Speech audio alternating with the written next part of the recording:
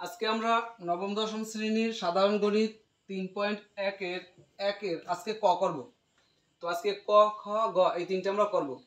তো দেখো এখানে বলা হয়েছে সূত্রের সাহায্যে বর্গ নির্ণয় করো।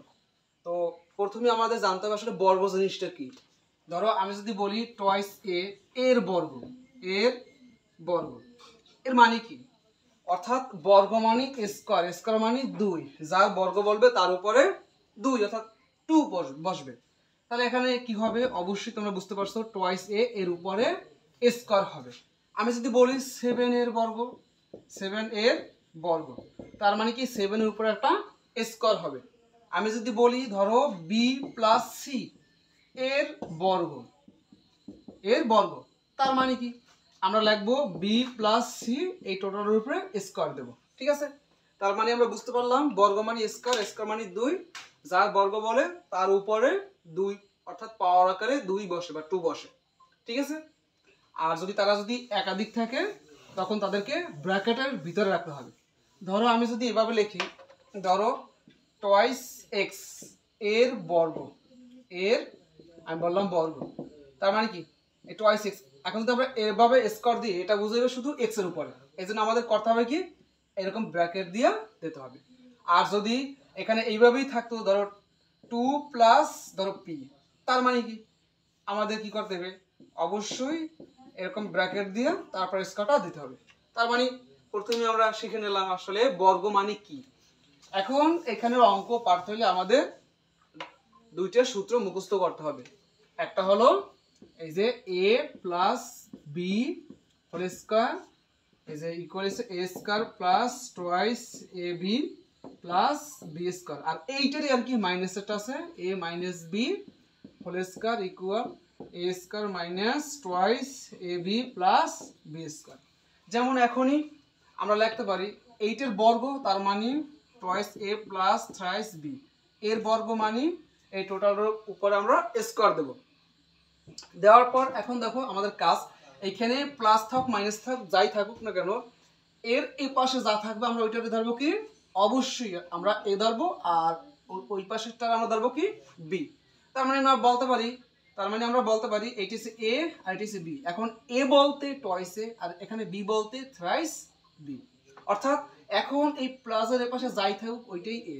এখন টয়েস এ আছে এটাও এ, শুধু এ থাকলো এ, ওখানে যদি থ্রাইস বি থাকতে তাও বলতাম এ, ডি থাকলো এ, ওখানে যদি একটা ভগ্নাংশ থাকতে আমরা ওটাও বলতাম এ, আবার প্লাসের ওপাশে যা থাকবে ওটা আমরা বি ধরবো, সেটা বি থাকলো বি, সি থাকলো বি, ডি থাকলো বি, একটা ভগ্নাংশ থাকলো বি, যা থাকবে ওইটা আমরা বি ধরবো।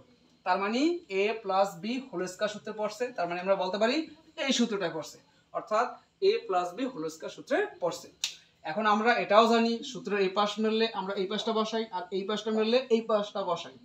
তাহলে অবশ্যই বুঝতে পারছো যেহেতু সূত্রের এই পাশটা মিলছে আমরা অবশ্যই এই পাশটা বসাবো। তাহলে প্রথমে আমরা বসাবো কি এখানে এ স্কয়ার। দেখো এই যে শুধু এ, এই এর পরিবর্তে এখানে আছে কি, এর স্থানে আছে কি টয়েস এ, এই আমার এ আর সূত্রের স্কয়ার, এই যে সূত্রের প্লাস, তারপর আবার কি 2, তারপর দেখো এ বি, তার মানে এর স্থানে আছে কি টয়েস এ আর বি এর স্থানে আছে কি থ্রাইস বি, তারপর হইছে প্লাস বি স্কয়ার। তো এখন এই বি এর স্থানে আছে কি থ্রাইস বি, তার উপর হবে স্কয়ার। তো এখন দেখো এখন সাধারণ ক্যালকুলেশন আমরা করব। এই স্কয়ারটা 2 এর উপরেও পড়বে এর উপরেও পড়বে, তা 2 এর উপরে পড়লে কত হয় 4, আর এর উপরে পড়লে হয় a স্কয়ার। তারপর প্লাস আমরা একটু ক্যালকুলেশন করি, এখানে 2 2 4, 3 4 কত হবে 12, তারপর হবে কি ab প্লাস এই স্কয়ারটা 3 এর উপরে পড়বে, 3 এর উপরে পড়লে কত হয় 9 হয়, আর বি এর উপরে পড়লে বি স্কয়ার। তো এটাই आंसर। তো আশা করি তোমরা বুঝতে পারছো। এখন আমরা দেখব খ নম্বর। দেখো এখানে বলা হয়েছে x square plus 2y square এর বর্গ, অর্থাৎ আমাদের এটার বর্গ করতে হবে।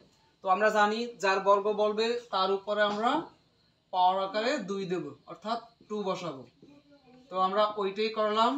তো এখন দেখো আমরা জানি এই যে প্লাসের এই পাশে যা থাকবে ওইটা হচ্ছে a, আর প্লাসের ওই পাশে যা থাকবে ওইটা হচ্ছে কি b, তার মানে a plus B whole square. তাহলে অবশ্যই তোমরা বুঝতে পারছো এখানে হবে এই যে প্রথম সূত্রটা a plus B whole square, এইটাই মিলছে। তো আমরা জানি সূত্রের এই পাশ মিললে আমরা এই পাশ বসাবো, তো আমরা শুরু করি। দেখো এখানে এ বলতে এক্স স্কোয়ার, তার মানে আমরা যদি বসাই এ স্কোয়ার, দ্যাট মিনস এই আমার এ, তারপর হবে square, A square plus toys A B. এ বলতে এইটা আর বি বলতে হবে এখানে 2/y স্কোয়ার, এরপর হবে প্লাস বি স্কোয়ার, এখানে বি বলতে 2/y স্কোয়ার।